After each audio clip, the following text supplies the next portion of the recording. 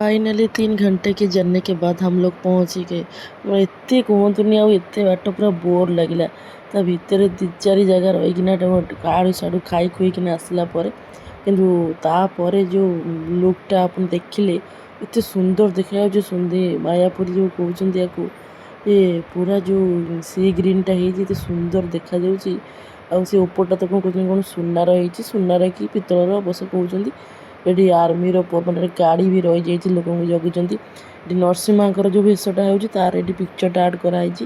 ମାନେ ମୁଁ ଦେଖିକି ଆଇଲା ପରେ ଯେଉଁଟା ଭଏସ୍ ଓଭର୍ କରୁଛି ନା, ସେଇଟା ଆପଣଙ୍କୁ ଜଣାଇ ଦେଉଛି। ଆଉ ଗରମରେ ଏଠି ଆଉ ଆମେ ପୁରା ପାଚି ଗଲୁଣି।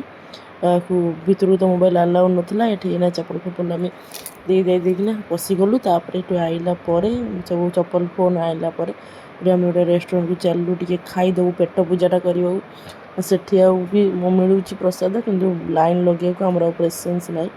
କିଏ ଆଉ ଲାଇନ୍ ଲଗାଇ ଖାଉଛି। ଭୋକ ବି ଜୋରରେ ହେଲାଣି। ବହୁତ ଲୋକ ଲାଇନ୍ ଲଗାଇ ଖାଉଛନ୍ତି, ଭଲ ବି ଖାଇବା କହୁଛନ୍ତି। ଆମେ ସେଇ ତାରି ଭିତରେ ହିଁ, ଗ୍ରାଉଣ୍ଡ ଭିତରେ ହିଁ ଅଛି। ଏଇଟା ଥାଳି ବାବାଙ୍କର ସେ ମଗେଇଥିଲେ। ଆଉ ଥାଳି ଆଇଟମ୍ ଗୁଡ଼ା ସବୁ ଭଲ ଥିଲା। ଆଉ ଏଠି ପିଆଜ ରସୁଣ ଦେଉଛନ୍ତି, ଆପଣଙ୍କ ଇଚ୍ଛା ଖାଇଲେ ଖାଇବେ, ନ ଖାଇଲେ ନାହିଁ। ଆଉ ସେପଟେ ସେମାନେ ଖାଇଲେଣି, କ'ଣ ଚାଉମିନ୍ ବଗେରା ଖାଇ ଖୁଇ ସାରିଲେଣି। ଆମର ଆକ୍ଚୁଆଲି ଟିକେ ଲେଟ୍ ହେଇଗଲା ଅର୍ଡ଼ର ଦେଉ ମାନେ ଆମରି ବାପା ମା ଛୁଆଙ୍କର ଏପଟ ସେପଟ ହେଇଗଲୁ, କାରଣ ବହୁତ ଭିଡ଼। ସେପଟ ଟେବୁଲ୍କୁ ପଳେଇ ଯାଇଥିଲୁ, ପୁଣି ବ୍ୟାକ୍ କଲୁ ଏପଟ ଟେବୁଲ୍କୁ। ତ ଆମର ବି ଅର୍ଡ଼ର ଦିଆ ସରିଲାଣି। ତାର ଏଇଠି ଆଗେ ଆଇସ୍କ୍ରିମ୍ ମଗେଇ ଖାଇଦେଲାଣି ମୋ ପୁଅ। ତାର ଫ୍ରାଏଡ଼୍ ରାଇସ୍, ଆମର ଗୋଟେ ସିଜୁଆନ୍ ରାଇସ୍ ଅର୍ଡ଼ର ଦେଇଥିଲୁ। ଆଉ ଏଠୁ ଖାଇଦେଲା ପରେ ମୁଁ ମଞ୍ଚୁରିଆନ୍ ଅର୍ଡ଼ର ଦେଇଥିଲା। ମଞ୍ଚୁରିଆନ୍ ଗ୍ରେଭି ବାଲା ଦେଇଦେଲେ, ଭଲ ଲାଗିଲାନି। ମଞ୍ଚୁରିଆନ୍ଟା ଏତେ ଖାସ୍ ହେଇନଥିଲା, ଚଳିବ ତଥାପି। ଭୋକରେ ସବୁ ଭଲ ଲାଗିଲା। ମାନେ ଗରମା ଗରମ ସର୍ଭ କରିଥିଲେ, ଆଉ କିଛି ବାସି ନୁହଁ, ସେଇଟା ମେନ୍ ତାଙ୍କର। ଆଉ ସେଠୁ ଖାଇଲା ପରେ ଏଇନା ଆଣ୍ଟି ଅଙ୍କଲ୍ କହୁଛନ୍ତି ତୁମେ କ'ଣ ଆଉ କ'ଣ ଖାଇବ ଯଦି କୁହ। ନା, ଆମର ଦରକାର ନାହିଁ କିଛି, ଖାଲି କେମିତି ଖାଇ ଖୁଇ ଦେଇ ପଳେଇଯିବୁ। ବହୁତ ଲେଟ୍ ହେଲାଣି। ମୋର କିଛି ଦିନମାନ ଭିତରେ କିଛି ବୁଲିନୁ। ଏଇ ମାୟାପୁରୀରେ ହିଁ ଆମ ଟାଇମ୍ଟା ପୁରା ପଳେଇଗଲା। ମେନ୍ ରାସ୍ତା ପଡ଼ିଯାଉଛି 3 ଘଣ୍ଟା। ମାନେ 3 ଘଣ୍ଟା ଆମେ ଜର୍ଣ୍ଣିରେ ଆସିଛୁ, ପୁଣି 3 ଘଣ୍ଟା ଯିବୁ।